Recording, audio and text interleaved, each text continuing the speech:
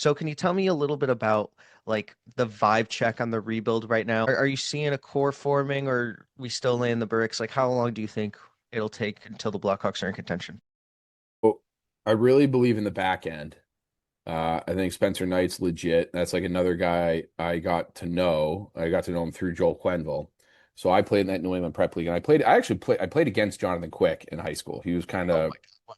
That's kind of how I figured out I wasn't good at hockey. I'm like, that's what a good hockey player is. I am not that. A Hall of And Famer. but it like they're like Pacioretty was like you could just look on the ice and be like, what am I doing here? Like these guys are so good.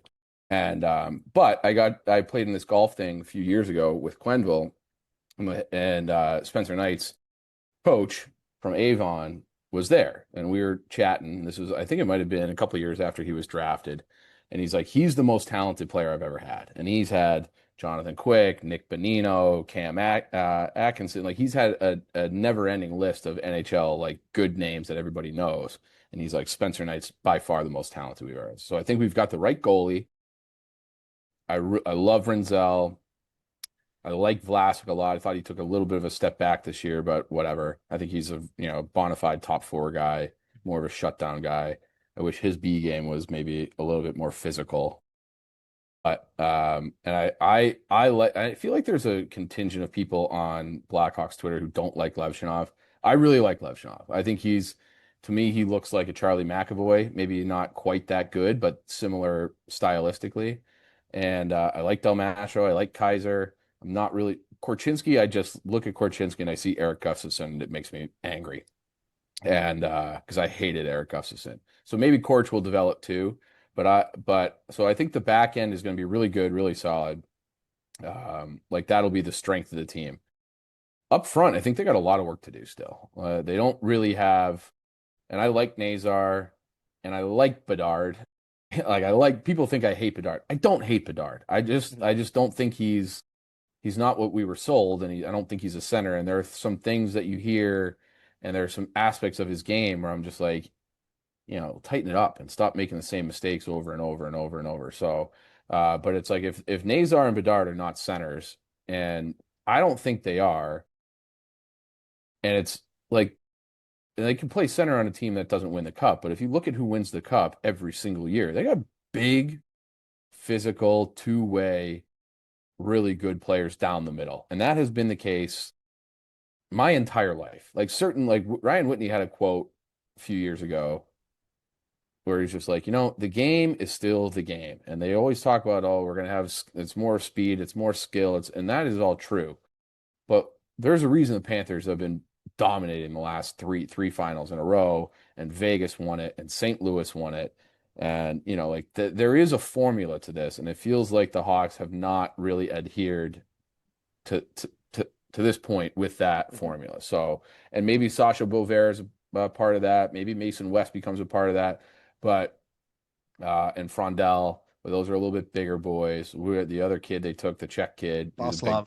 yeah, which I don't know anything about him, Mhm. but he's a big boy and a good athlete. So maybe they're starting to insulate some of those smaller, speedier players with a more balanced lineup, and maybe it'll all work out. But I think it's too early to be like, yeah, like it doesn't feel to me the way it felt in '07, where it's like, and I'm 39 years old, so like I remember watching Taves and Kane in the World Juniors and Taves in college, and I remember Boland at the London Knights, and I remember these guys, Duncan Keith, and I remember these guys coming, and it's like these guys, this group's got it, like they got it, Mhm. like I didn't know obviously how high was up, and it was going to be like some of the greatest teams of all time, but like you could tell that they were going to be like a force, and it felt like they were being built the right way.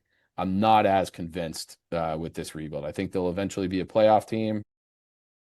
I think they got a long way to go. I think the gap between the second round and the finals, like the Panthers and you know, the Winnipeg Jets is immense. Mhm. And I could see a situation where this group gets to the point where like the Wild and the Jets are, and they can't break through. And so that's my biggest fear. So, but we'll see. I mean, we're still gonna have another top five pick.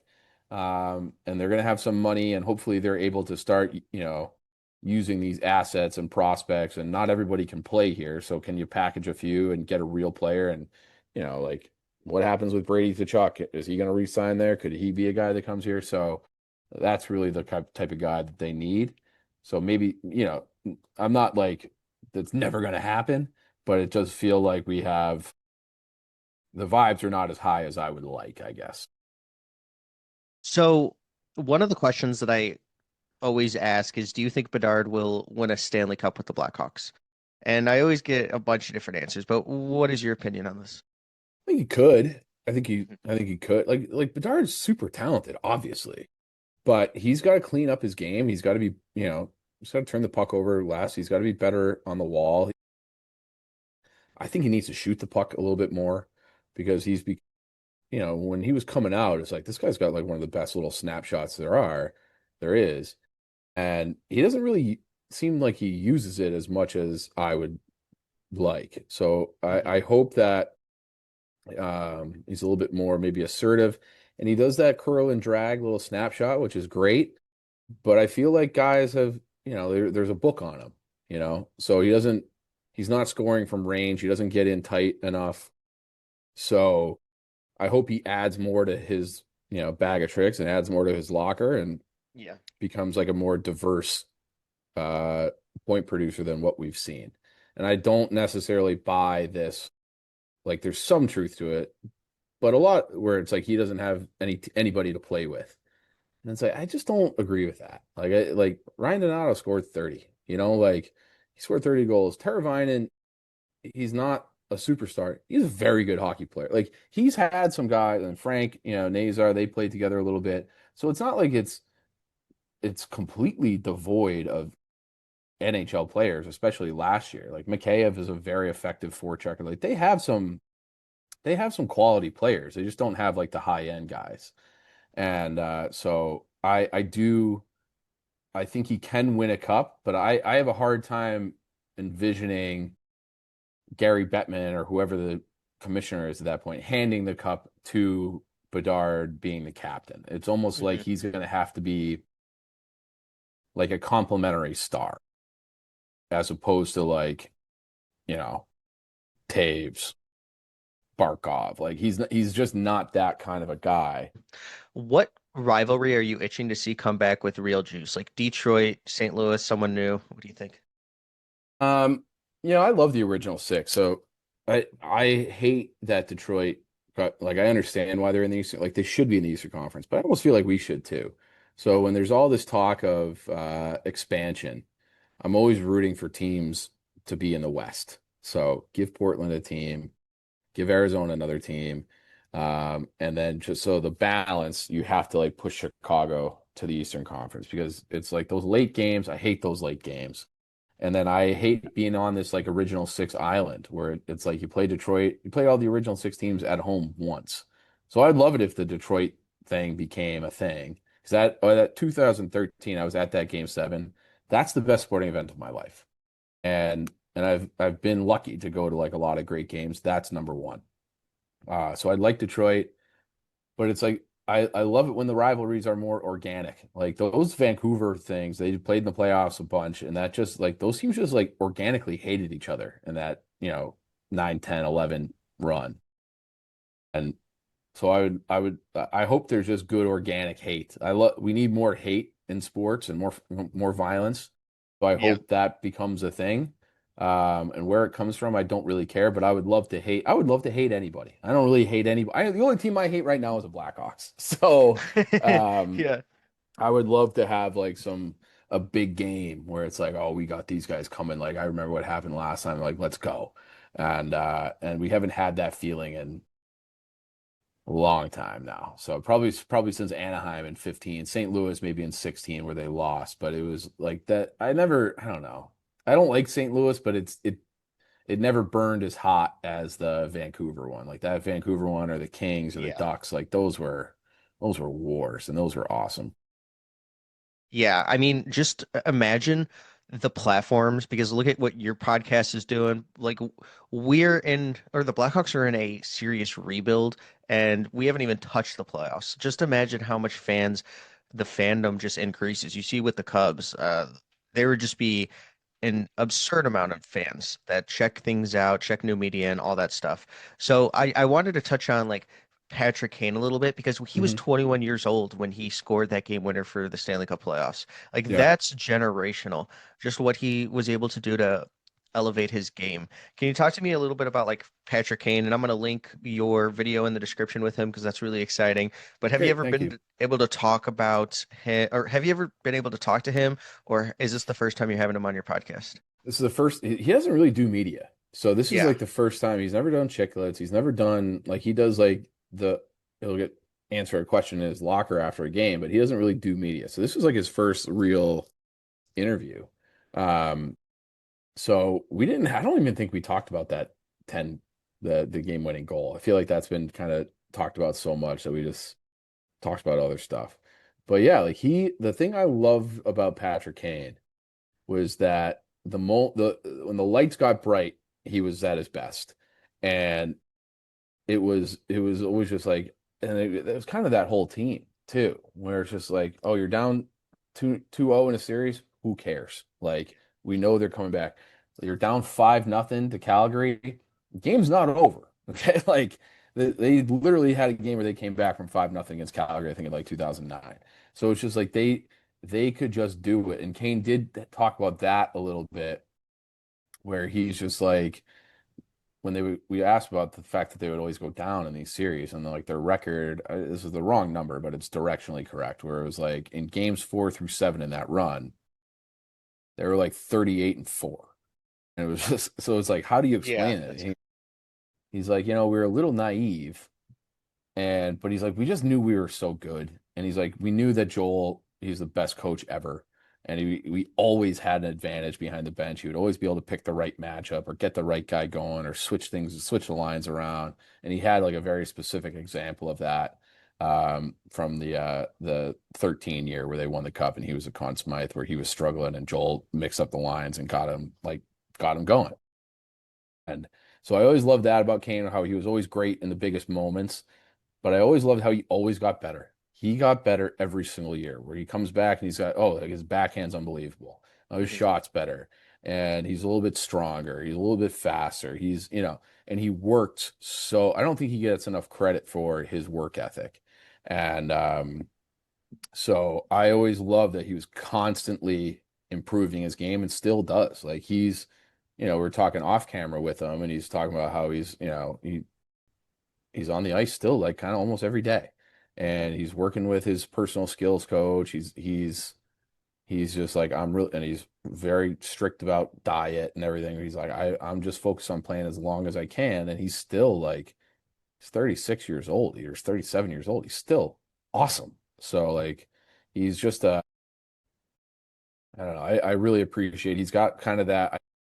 I think he's the guy that's cut from like the same genetic cloth as Jordan, Kobe, Tiger, where he's like Tom Brady. He's like a psycho about winning Mhm. and about getting better, and and pushing his teammates. And he talked about on our show, he talked about how he's hard on guys. And like I think that maybe scared the Blackhawks about him, because he was hard about DeBrincat. He was hard on Panarin and hard on Nick Schmaltz and he's a demanding teammate, but you should be, and you need that. And guys were demanding of him when, he was coming up. And that's how they built that culture, and talk about how they would scream at each other on the bench and, and then like the next day, everything's fine. But they like he and Sharp and him and the defenseman, like he was like the passion and the like he's like, we would say horrible things to each other, but in the heat of the moment, and then they were like all best friends. So it's like, I think he's like, and he made a reference. He's like, I guess that's not really like, that's kind of discouraged now like in this generation. Like the younger guys just they can't handle that. But like that is how he is. Like he has like a lot of that Jordan Brady, Kobe, where he really like pushes his teammates to be better. And I think Bedard would be at a whole different level now if Kane was re-signed Yeah. that summer, because I think he would have been the perfect teammate, veteran leader for this group, and they wanted to go with Corey Perry and Foligno and all these guys, and it's like nothing against them. They're not Patrick Kane. Like they are not like there's only one of him. And there's a difference when, a guy who's been a career middle six, bottom six guy, or a Pat Maroon, and I love Hmm. Pat Maroon.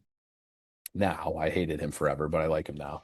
And I think the medium is the message sometimes, where it's like if those guys are saying something to you, it might be a little bit easier to like, this guy doesn't know what he's talking about. Like, I'm so much better than him. You can't say that about Patrick Kane. So I think he would have been the right guy, and they just, I'll never understand that thinking.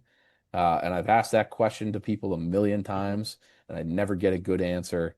But he would have been the right guy. And it is what it is. So, but yeah, I love Kaner. Kane was the perfect player to help mentor Bedard, and I've said that time and time again. Skill-wise, personality-wise, and just everything that he could have told Bedard. I don't want to get on that because it kind of makes me upset a little bit.